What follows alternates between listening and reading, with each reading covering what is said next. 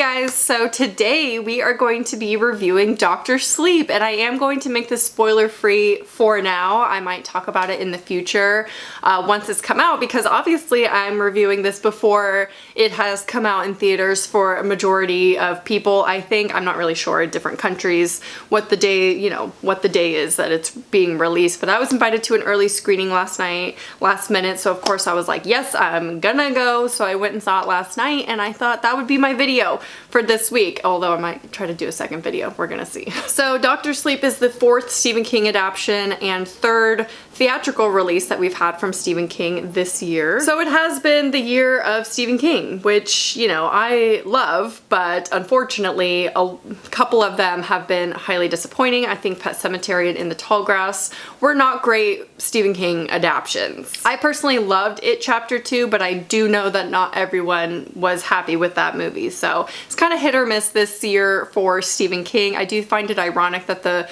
ones I did not enjoy that were adapted from Stephen King books were the books that I actually read, and then the ones that I did not read, like Dr. Sleep and It, I enjoyed more than the others. So maybe there's a thing to that, I don't know. So yeah, with that, I have not read the book Dr. Sleep, and I have to be honest, I wasn't too excited about this movie coming out. I thought the trailers made it look really cheesy. I didn't really know anything about the plot. I obviously knew it followed Danny Torrance as an adult, so nothing about it really made me excited to watch it. So I went in with very little expectations. However, I did know that Mike Flanagan was directing it, and he is great. I love Hush. I love The Haunting of Hill House, of course, and he did the Netflix adaptation of Stephen King's book Gerald's Game, which I loved. So Mike Flanagan is known to reuse actors in a lot of his works, so some of the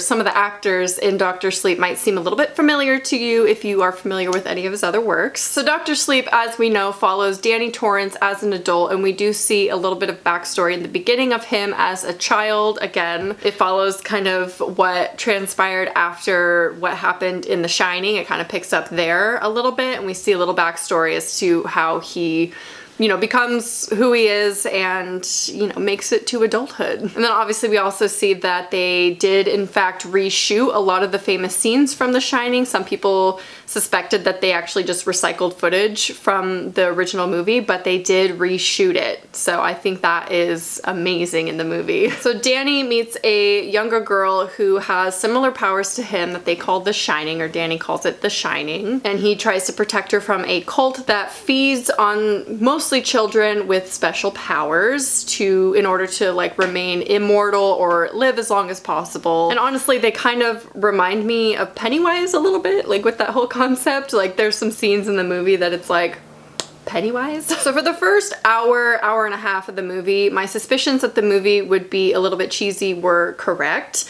I was not really that into it for the first hour.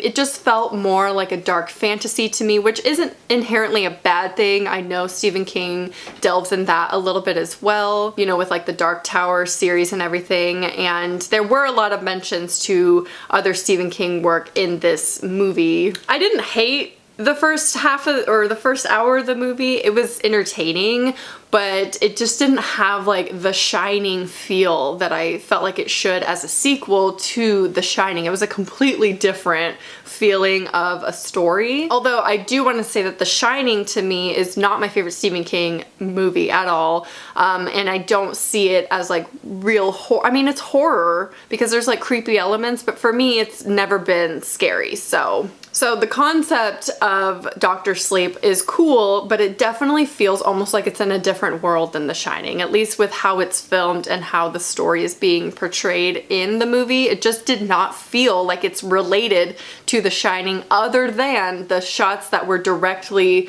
remade from The Shining that were thrown in there, So that is until pretty much the last hour of the movie. It still kind of stands, I still believe that. But the last hour of the movie, it gets intense and it becomes the sequel to The Shining, let me tell you. It finally picks up to where it's like, oh yeah, this is definitely a sequel.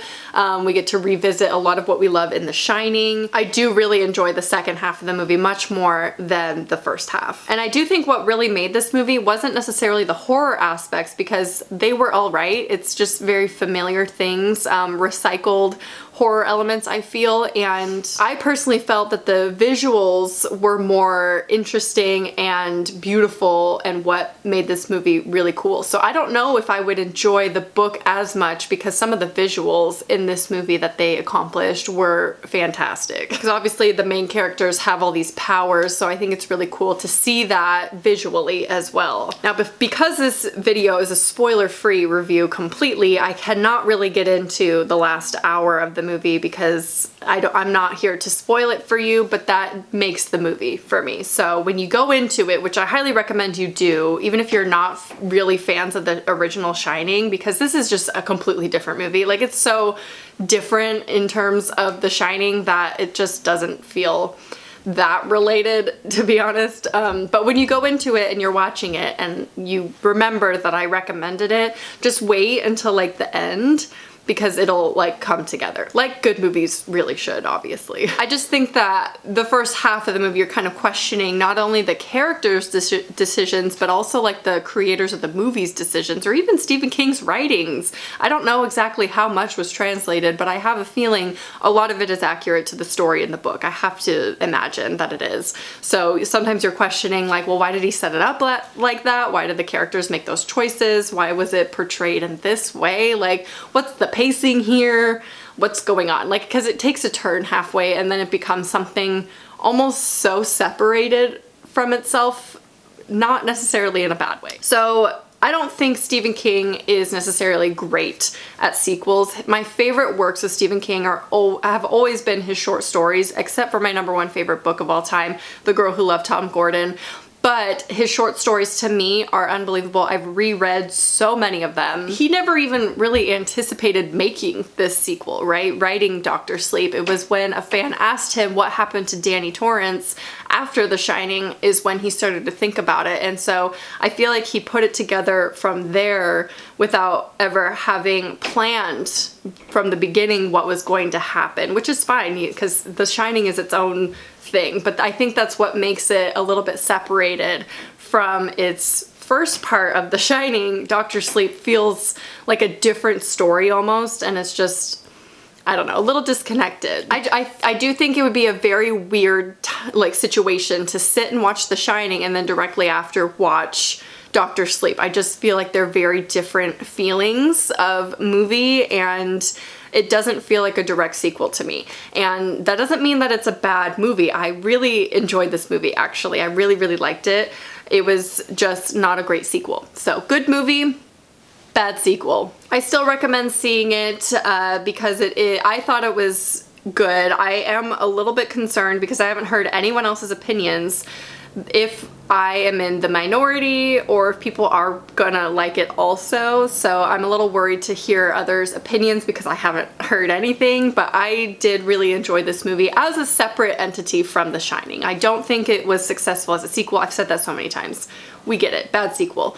Maybe. It's not bad.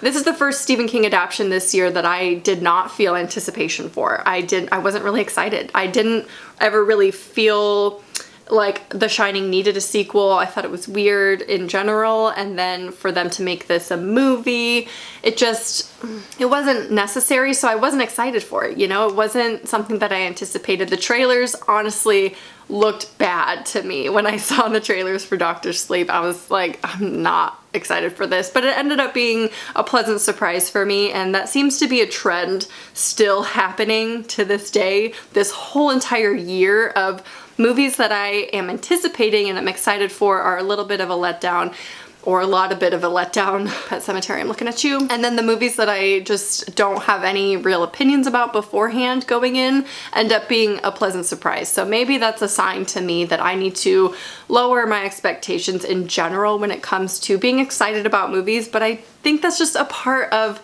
being a horror fan, is just being excited about movies coming out. You see a trailer, you see a story, and you're like, that looks so cool, I cannot wait and then you get disappointed because you have an expectation. I don't think that's unfair for us to do, but maybe this year is proving to me I need to lower those expectations a little bit, and yeah, I don't know. I cannot wait to do a year in review for this year because I did that last year and you guys really loved it. So I will be doing a best and worst of 2019. I'm gonna see The Lighthouse tomorrow. Don't worry, I'm going, and that'll be my next video. Well, I don't know if it'll be my next video. It'll be my next review.